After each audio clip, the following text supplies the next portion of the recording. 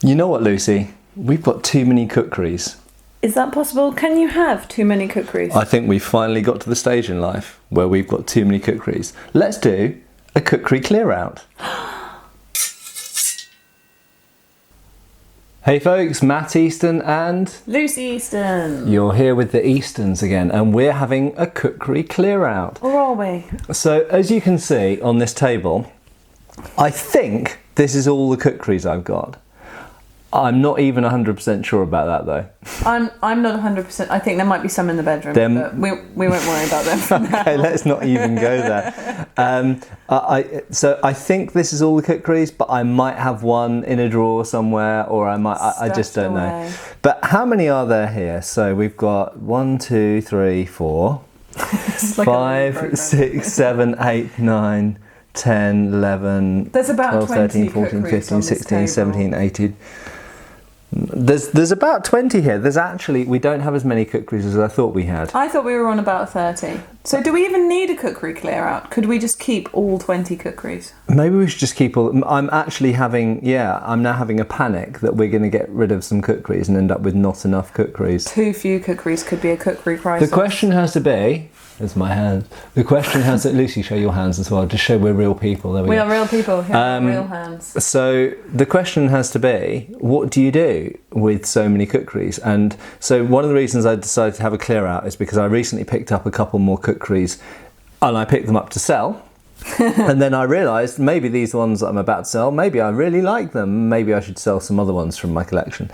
And but the question is, what do you do when you've got a load of Kukris? Because we have for quite a long time had a bunch of Kukris sitting in the bottom of a cabinet, and that seems kind of a shame. Well, prior really. to that we had a Kukri drawer, and prior to that we had Kukris spread all over the surfaces, but we've got a 4-year-old child, so for the last few years having Kukris just lying around the house was sadly not such a good idea.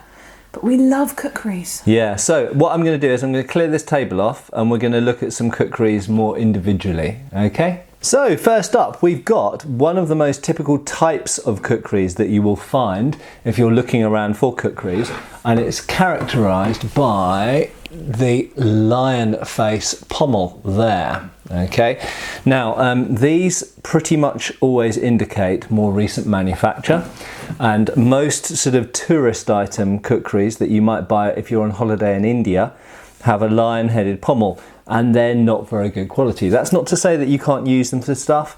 Because of the design of the Kukri, because of the shape of the blade and such like, they're pretty strong and robust objects. As you can see, this one is exceedingly shiny. You can say that again, and check out this. Yeah, so, and I think sometimes you get within that decoration, sometimes that's just, if we hold up the blade there. It's so shiny, it's probably quite hard to see. You can see a reflection of our ceiling, I think, and the lights in it. But there we go. This decoration here is punched decoration, so with a hard tool.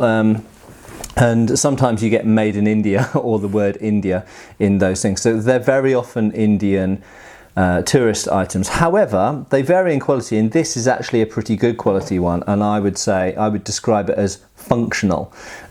So despite the fact that it's relatively modern and it has a plated blade and the lion head pommel, it is nevertheless, I would argue, a functional piece, and it's got the two little, I believe these are cardas. So the two little, you get different types of tools in the pouches in here. You get, usually there's 2, but sometimes you get 3 or 4 or even up to sort of 6 or more. And sometimes you get different tools. We'll look at one in a little bit that's got different tools in there. But the 2 that you normally get is a blunt one called a chak mak, I think it is.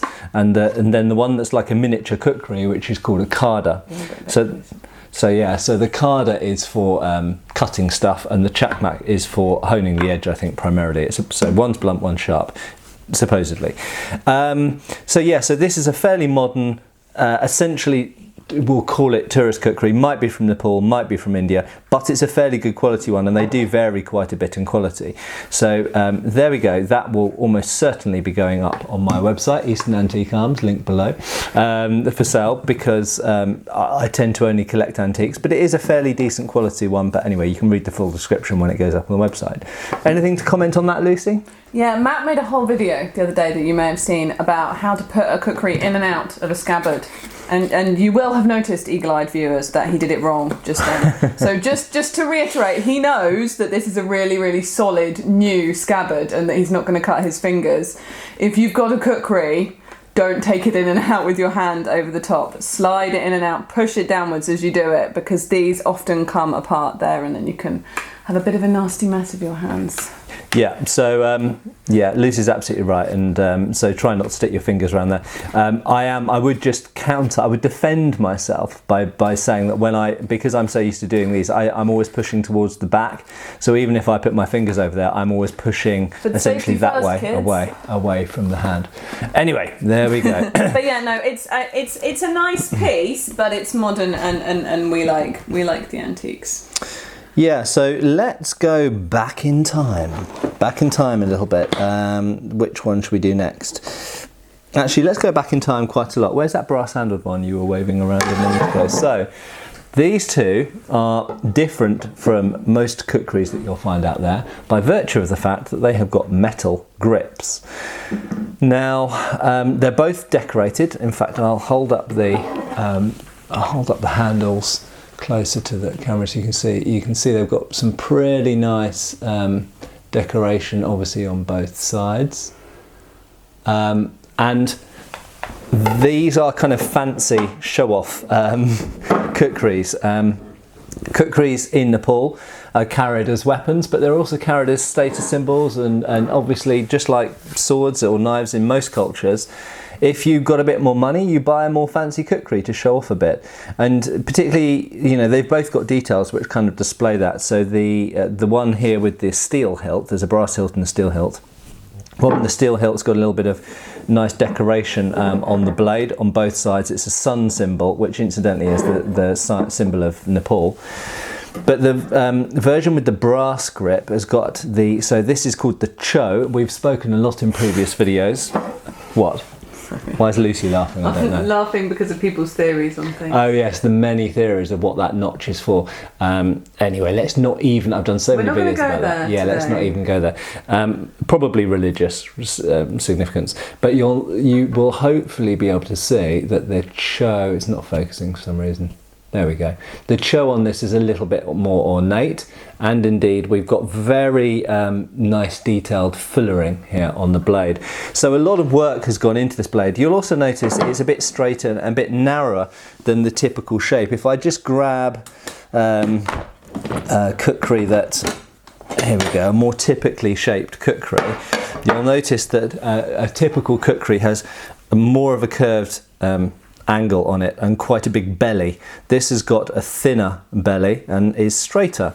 So theoretically you could use this more easily for stabbing than you could do with a there is a downside to this though that I remember every time I pick it up, and that is that it is really uncomfortable. So if you look there, this is far more pronounced than on any other kukri I think that we have. What, and that the rib? Right into your hand. So a funny thing about the rib is I was just talking about thrusting, and actually that's what keeps your hand from riding up onto the blade when you thrust. And yet lacerates it in the process with that one. It doesn't. So that finger sits right underneath that kind of rib there. So if you're holding it tight, and this is actually a very short grip as well, it's quite small for my hand, but if you hold it tight, theoretically your hand can't ride up onto the blade when stabbing. So anyway, they're two interesting ones because they've got the metallic grips. In terms of dating, it's a little bit difficult. These are probably both end of the 19th century, I would say.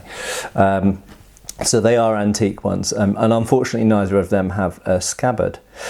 If we just look at this other one that I picked randomly, so this is a more typical shape, but it's a good example. I'm trying to avoid the word good, but it's a good example of a good quality one of its time. So there are a few things that, for a start, we can see it doesn't have a full width tang. The tang is concealed inside the grip. Now the tang of a kukri usually looks kind of like if you've ever seen a sax, an Anglo-Saxon sax tang, it's quite similar to that. It's embedded in the wood, and essentially rammed on and I believe glued on to an extent as well. So you've got a bolster up here, you've got a steel or sometimes brass bolster. Generally speaking, steel bolsters are found more on earlier ones. Brass bolsters tend to be on more modern ones, but that's not always true. And there is a pommel cap at the end there. So sometimes the tang goes all the way through to the end and is peened at the end like a sword.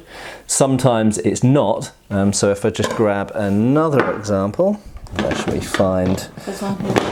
Ah, there we go. So Lucy found one. Oh, we've got a lot lying around. So this one, you can see just there is peened at the end. So the tang goes all the way through and is peened with a little washer at the end. So that is definitely a more secure and robust way of attaching it.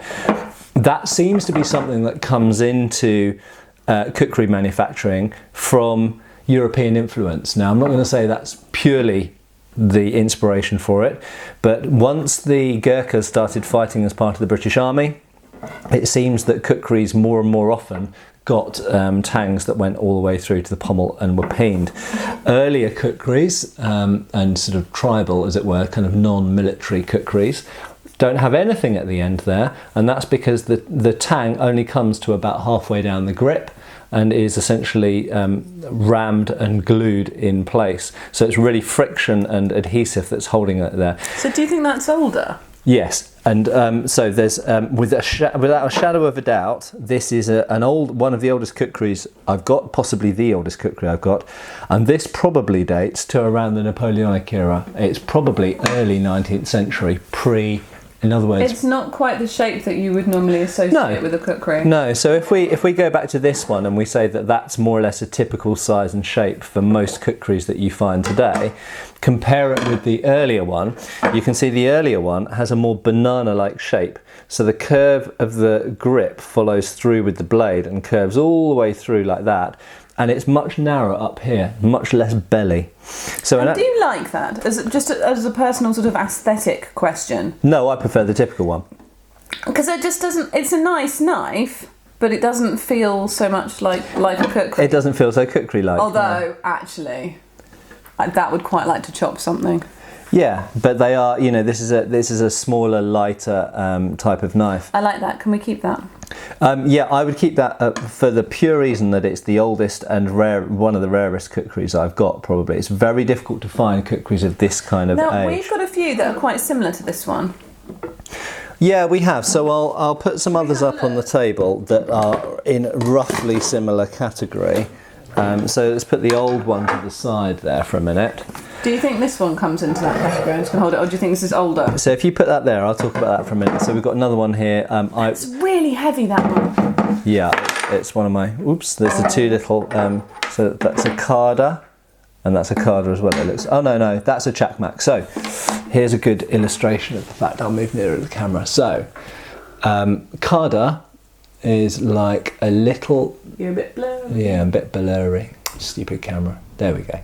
It's like a little knife and edged, whereas the Chakmak is blunt. It's essentially rectangular section and doesn't have edges on it. And that, I believe, is for used much like a steel with for honing the edge, essentially, like with a carving knife set where you have the honing steel. Some of them have other things though, like Matt mentioned. Like I've seen ones with like little sort of two-pronged forks and stuff. Yeah, we'll look at one of those in a minute. I have to say, guys, with this many kukris, I'm slightly wary of making this video too long and too boring. So, feel free to stop watching. If you don't love cookies. So, a bit of transition going on here. This is, as I described before, this is an earlier type that doesn't have, if you can see there, it's got nothing at the end there, so the tang isn't going through to the end. It's not a full width tang. We'll see some full width ones in a minute. So that wooden grip is entirely held on by friction and glue. Steel bolster, double fullers here, and we start to see something else here. Now I'll try and catch the light. If you can see, I'm just reflecting that, you'll see that as well as this fuller up the back here, and notice it's got a T section, much like an Afghan, and bear in mind Afghanistan's not that far away from Nepal. it's got a T-section blade actually at the back up here for maximum rigidity and strength and minimum weight. And then you've got these little fillers here. But additionally, you've now got a big broad filler in the blade up here. And this other one that I've had up on since the beginning is another example of that. Try and catch the light. Can you see, as well as these fillers here, it's also got a broad, shallow filler in this part of the blade. Okay, and I'll just grab another one. This one I polished up, has to be said. Okay, so it's an old one, but it was quite grubby when I got it, but it polished up very nicely. And again, we've got these sort of deep, narrow fillers here, and then a broader, shallow filler coming up here. So they are similar blade types, but this one's probably older. This is probably sorry, I'm moving into the middle of the table. This one's probably mid to late Victorian, whereas these examples are probably around 1900 or maybe World War One. They're exceptionally similar. They're very similar, yeah. So we could perhaps let go of one of those. I really like both of those. So far, we've only let go of 1 out of 20 Kukris. Yeah, well, let's worry about which ones we're gonna let's deal with that. That's why we were going to do this. That was why we got the Kukris out, yeah, because we would. But now we're just making a video about Kukris. But both of these are, in fact, they're incredibly similar actually. At the pommel end, it's almost like they're out of the same workshop, which they could be. In fairness, they are really similar. So they've both got square bolsters. And they'll be peened at the end, so they've got through tangs, and that's almost certainly dates them to the very end of the 19th century or the early part of the 20th century. Right, and they are all, you notice they're very almost regulation type size and shape now. They're all about 12-inch blades, 11, 12-inch blades, with the same kind of broad chopping belly and with the same degree of curvature. Isn't that one older? That is older, but by this point, this is probably the end of the 19th century, by this point, Kukri blades in a lot of Nepal had become quite regularised, and probably, if you think about how many workshops were actually making these things, it may have only been a handful or a dozen or maybe 20 different workshops making Kukris. So you're going to get, within a year, a lot of Kukris will be coming out of the same workshop. So you're going to get quite a lot of similarity between them. Right, let's dispense with these on the table at the moment. I do think that maybe we could stand to put on them. Nope. Vetoed. Vetoed, right. Really. So what? One gone so far. Sometimes Kukris don't have wooden handles. So there are several materials, organic materials, that are used for Kukri grips. Wood is by far the most common. The next most common is horn. Usually buffalo horn, I believe, but it can be cow horn, obviously related species, but bovine horn, shall we say. I have never personally seen one made of anything like rhino horn or anything like that, but I imagine they do exist. To be fair, I don't think I'd recognise whether it was a different horn. No, I might not. But anyway, it's I think rhino horn looks quite different to bovine horn. We're confident that that's not some kind of controversial horn. This is bone, okay? So this is not ivory. You might be thinking it's ivory, it's not. So the basic way, that sometimes it can be difficult to tell the difference between ivory and bone, but the basic way to tell the difference is that bone has little dots on it which are from blood vessels. Ivory does not, because ivory, of course, is dental, it's tooth, isn't it? So ivory is essentially from an animal's mouth, and bone is obviously its skeleton. Just realised I'm nodding off camera quite a lot. Lucy forgot that you can't see her. So this one is actually not a one. Well, I don't think it's a particularly exciting blade. Oh, I really like it. It's got decoration. It's got punched decoration on it. Hold it down here. What do you mean hold it? Hold it in your hand and swing it around a bit. It's a nice little thing. Yeah, it's okay, and it's got a full tang with a peened end with a little peen button, shall we call it, at the end, or peen block at the end. The grip is bone. The ferrule is brass, or bolster is brass. I personally think that this is probably from about the mid 20th century. I don't think it's particularly old. Do you think that that's definitely its scabbard? I do not know. Because it seems very loose. Well, I don't. It does, but it's a remarkably good fit, and actually, it's a relatively small blade. So I think there's a good chance it's its original scabbard. Unfortunately, it's lost its tools. So many of them have. So for me, that's a potential seller. No, I like that one. Partly because it's a little bit modern for my collection. Okay, I really like it. Okay, go on. You have that one. Right. So. Let's put some more on the table. So again, we've got tools. This one's quite grubby. So this is the condition that this came to me, and I have done nothing to it. Loose. Yeah, very loose. And interestingly, someone has done a field repair on this end thing here, and it's got what looks like aluminium under there. So this will not be very old, but it has an interesting feature about it. First of all, it's a fairly small blade, relatively. So we pull out a normal sized kukri and then compare it to that. There we go. But what's going on here? Exactly, the cho is closed now. Is that because it's taken damage and been bent in? No. Well, I don't think so. No. Looks like it might be There are other kukris with closed cho. So it's funny when I did videos talking about why the cho is the shape it is, and we talked about the god Shiva and the symbol for Shiva and the cow's hoof and the various other female anatomy and everything else that we talked about the shape of that thing. And it was pointed out completely correctly, there are kukris, much like this one, which have a closed cho and they're not open.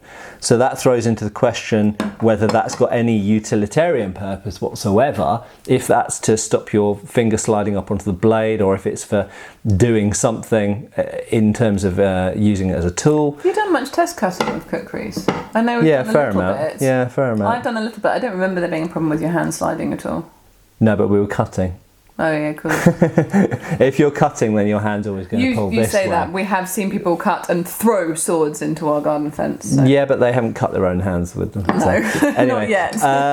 So anyway, this one needs a clean, but it's actually quite a rare piece. But unfortunately, all of the components of the hilt are quite loose. So for me, that's a seller. But it's a nice feature that it's got what's clearly its original scabbard, and it's got the tools, the chakmak and the kada.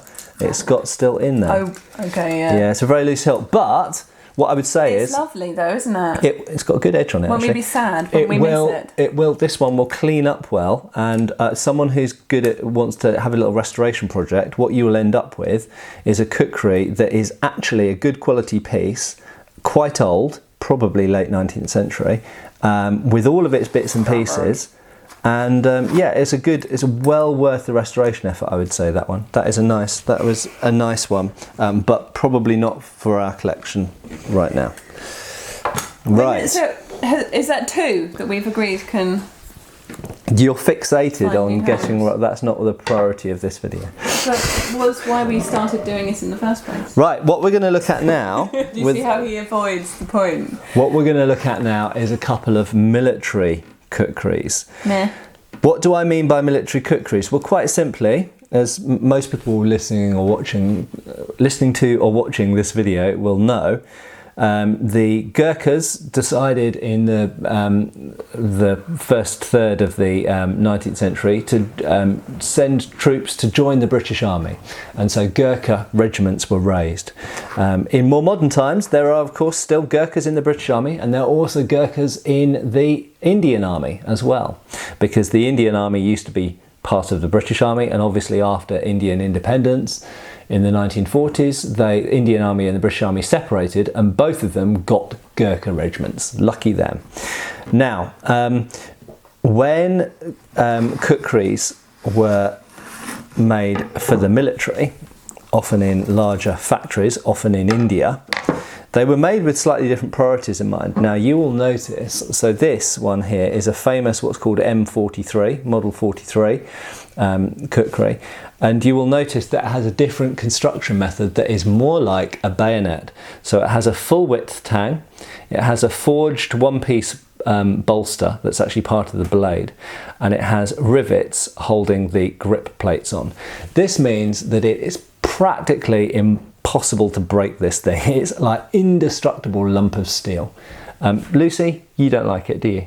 No, I'd actually sort of sat back and mentally wandered off. Then they're fine. They're as practical as any other sort of practical knife. Hold it. But Hold it though. hold my wine. Give it a good wiggle.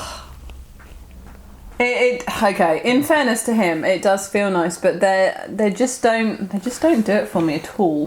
This is a particularly nicely made example. They're just a bit boring.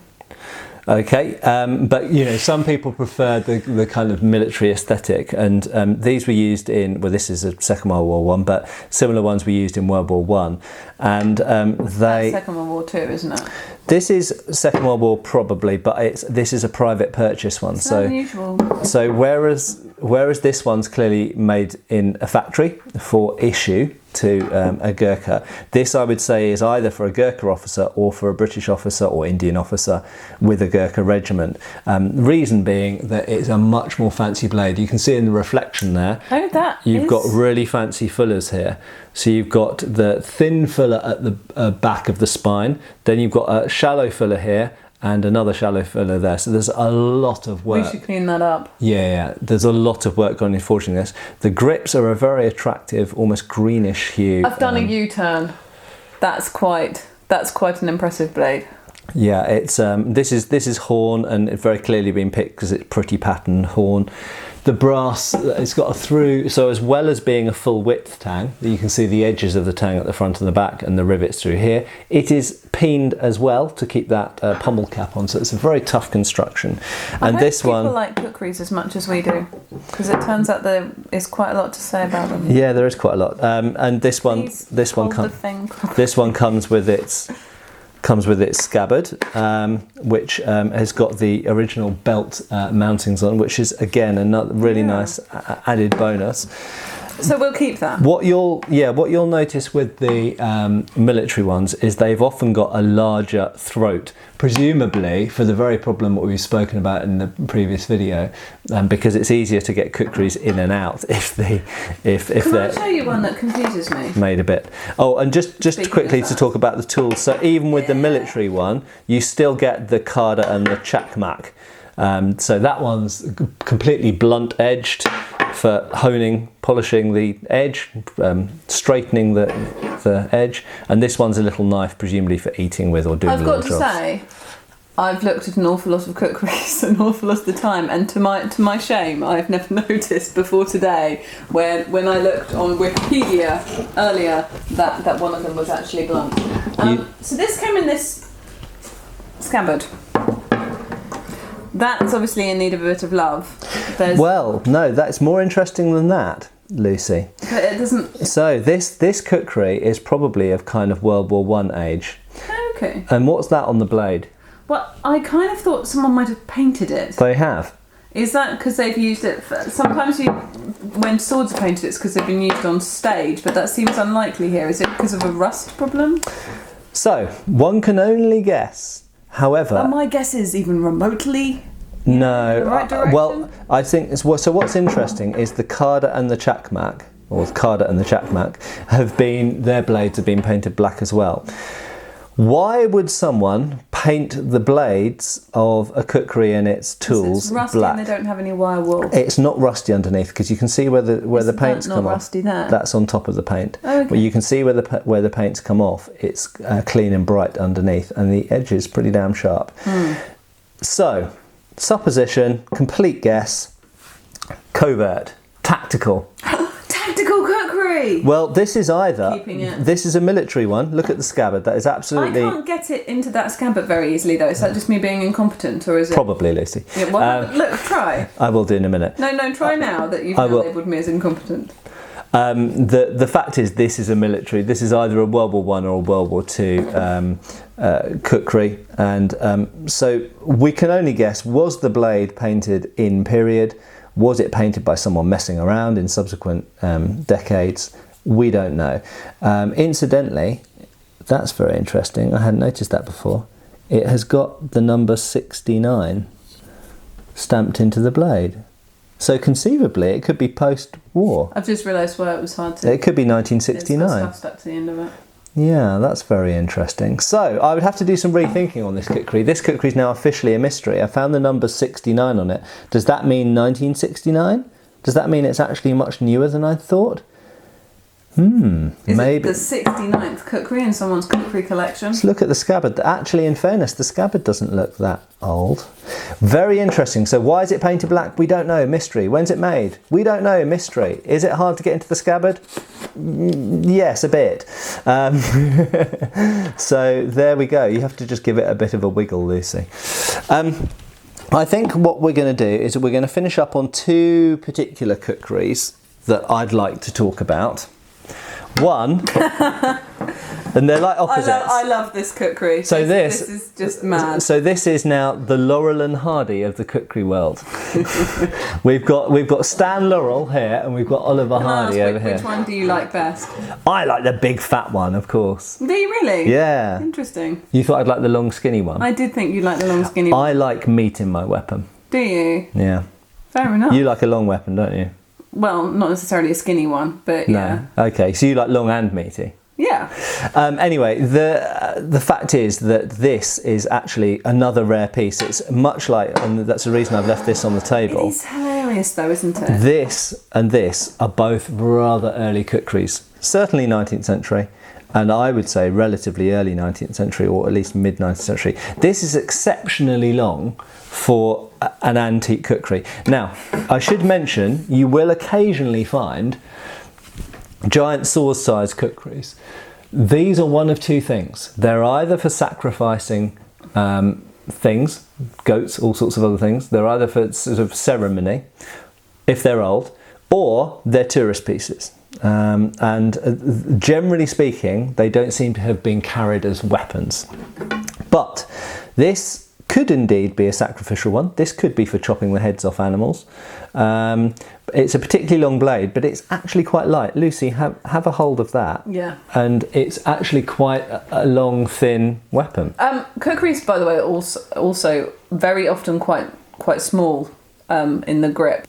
So I have to say, one of the reasons that grips on kukris will tend to be small, much like tulwars perhaps, is because the people using them were smaller than us in the most part. And you know, Lucy's 5'10", I'm 6'1". That if we go to Nepal now, today, that makes us really tall in Nepal. If we'd gone to Nepal in 1850, we would have been giants practically. So you've got to remember that the people using, specifically with these antique ones, the Gurkhas, the Nepalese guys using these particular weapons were for the most part really small, and they're universally described as being small hillsmen in the 19th century sources.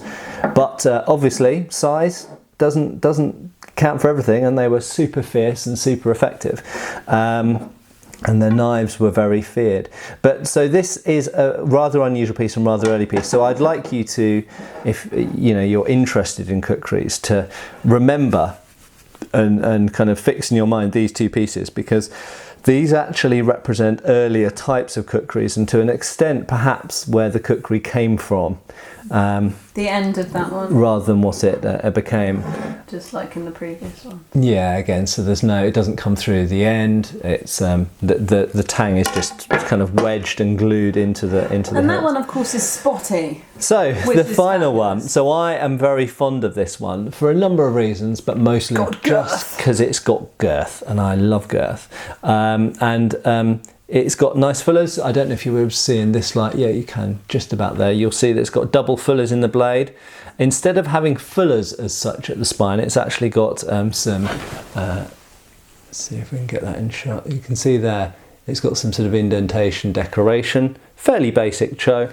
But the grip, now the grip is made of what I believe to be buffalo horn, and then it's had little drilled holes into it and inserted little bits of bone, or perhaps it's just light coloured horn, not sure. Could be ivory, but I don't think it is.